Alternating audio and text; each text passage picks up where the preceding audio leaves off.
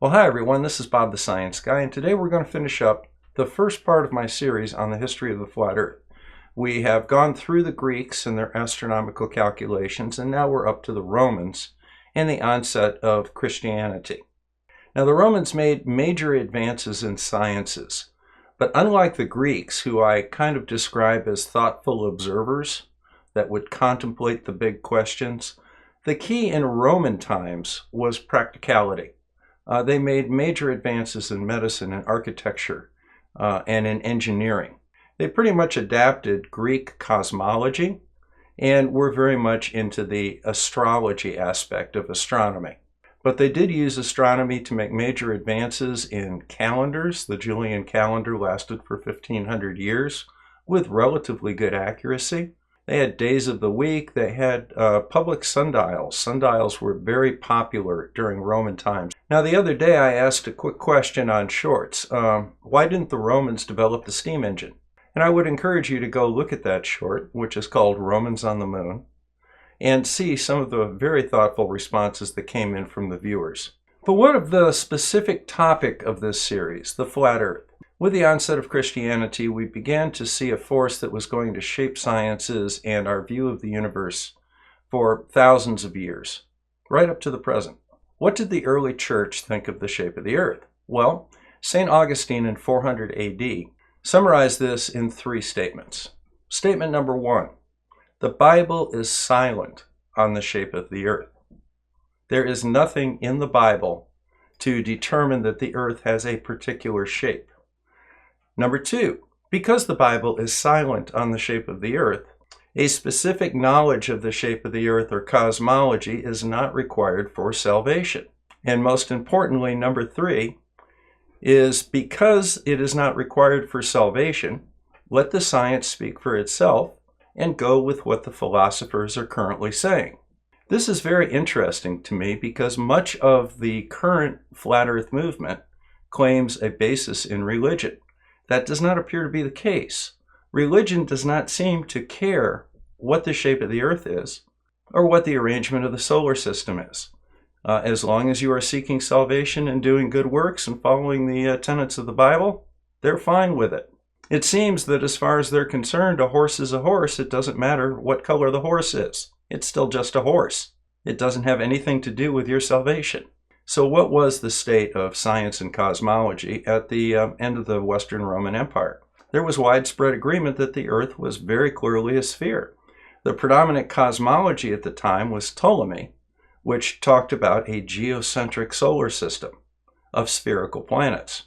And this is the thought that would dominate Western thinking well into the 15th century. However, there was dissent. For example, in the last episode, we talked about Aristarchus of Samos, who firmly believed that the Earth was in a heliocentric solar system because he measured the size of the sun and found that it was considerably larger than that of the Earth. And it made sense to him that the smaller object would orbit the larger object. But he was a minority voice, as most of philosophy and science at that time agreed with Aristotle and Ptolemy that the Earth was in a geocentric solar system.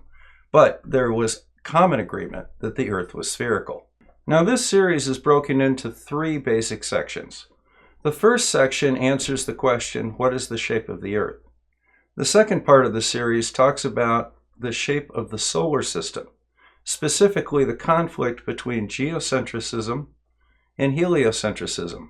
This part to me is the most interesting, and it covers the period of history between the fall of the Western Roman Empire and the fall of the Eastern or the Byzantine Empire. These are commonly referred to as the early, the high, and the late Middle Ages. That's their proper designation. They are also called the Dark Ages, and we'll look into why they're called the Dark Ages. We're going to look at the political and religious upheavals that occurred during this time, and we're also going to look at science in the West. But more importantly, we're also going to look at science in the East. This is the Golden Age of Islam. This is the time of al-Biruni. And although I'm quite familiar with the West and I'm quite familiar with the Golden Age of Islam, the place that I am weakest is in early Indian and Chinese astronomy and cosmology. So if any of the viewers would like to make some comments about that to kind of guide my research and make this part of the series a little bit better, I would very much welcome that. I will put a post up in the community section, and if you have some stuff that you want to recommend or add to the discussion, I would very much like to review it. So after we lay the foundation of what is the shape of the Earth and layer on what is the shape of the solar system, we're going to look at the third question, and that is, where did the modern flat Earth come from? And that will begin in the early 19th century. So hopefully that'll give you an idea of where we're going with this. I want to make this a rather comprehensive history. We're going to continue doing videos as I've been doing so far, taking about 1 week to answer each of the 3 questions. And then I'll put together some sort of a compilation, probably 3 videos summarizing each week. So in the meantime, this is Bob the Science Guy. Thank you very much for stopping by. I do appreciate your support of this channel. We do have the telescope fund going. I made a good payment on that this last week, and I'm looking to make another payment on it in February. If you're interested in checking out that project and maybe helping out with it, the links are right in the description. So until next time, take care, my friends.